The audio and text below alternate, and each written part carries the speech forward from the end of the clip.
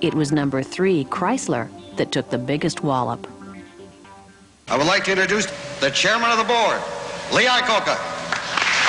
When Lee Iacocca came to Chrysler in 1978, he found that the Chrysler organization was in big trouble. And not only because of the position in the marketplace, but because of past sins. Chrysler had cut the R&D development areas and also cut engineering to maintain a profitability. The next problem he found was that they would build more cars than they had orders for. In fact, it was not uncommon for them to have something like 100, 150,000 cars sitting somewhere in Detroit waiting to be shipped. There seemed to be the mindset that Chrysler was going to go broke, that they weren't going to make it. So when he walked in 78, he said it was a big mess, and he was right, it was a big mess. My excuse for coming to you is real simple. I'm running out of money, and I'm going to have to shut down. In his effort to save Chrysler, Iacocca turned to the federal government for help in what would become known as the Chrysler Bailout. The government wanted to save Chrysler for a couple reasons. Jimmy Carter in 1979 is running for re-election.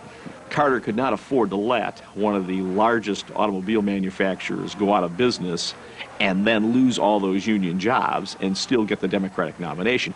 The other thing is, I think it was an idea of just a symbol. You know, in 1979, the country was doubting itself, whether we really were the best in the world. If Chrysler had gone out of business, I think that just would have thrown more a negative stigma into the American public's psyche that maybe we weren't the best.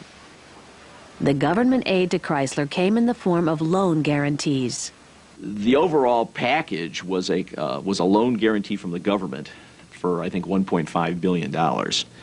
And then there were a series of concessions given by suppliers, by union people, by state and local governments. The union had to give back, I think it was $2 an hour to Chrysler, plus take some freezes, plus allow some changes in work rules, and allowed Chrysler the ability to close some plants. The UAW was willing to agree to these terms because I really had no other options.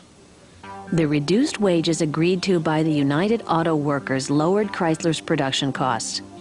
This contributed to an increase in short-run aggregate supply. Aggregate demand was increased by 2 factors: the $1.2 billion in government-backed loans and the stabilizing effects of saving 150,000 jobs. Both shifts started moving the economy back toward full employment equilibrium.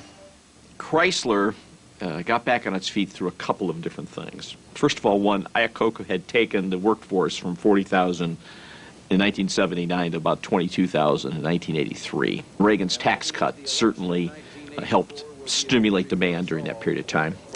And basically the pent-up of demand for automobiles. If you buy any car without considering Chrysler.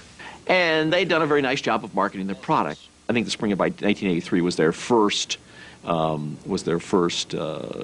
profitable quarter since 1979.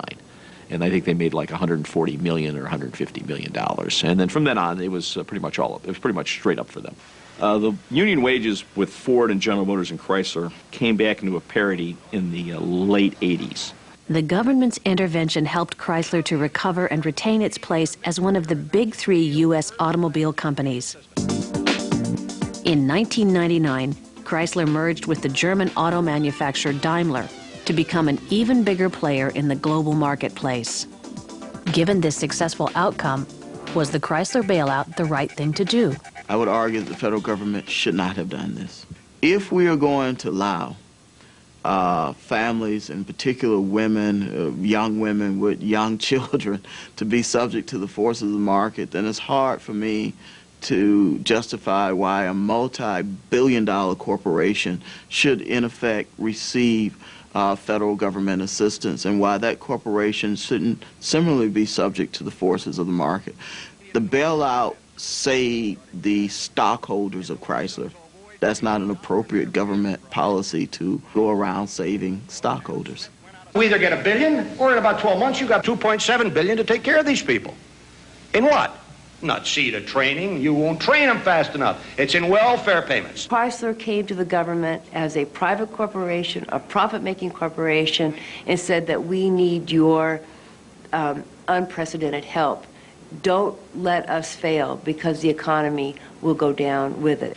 In terms of economic rationale, you don't want to encourage bailouts, throughout the economy. What if several other companies took cue from that and thought that they could be careless or not quite as responsible in their affairs?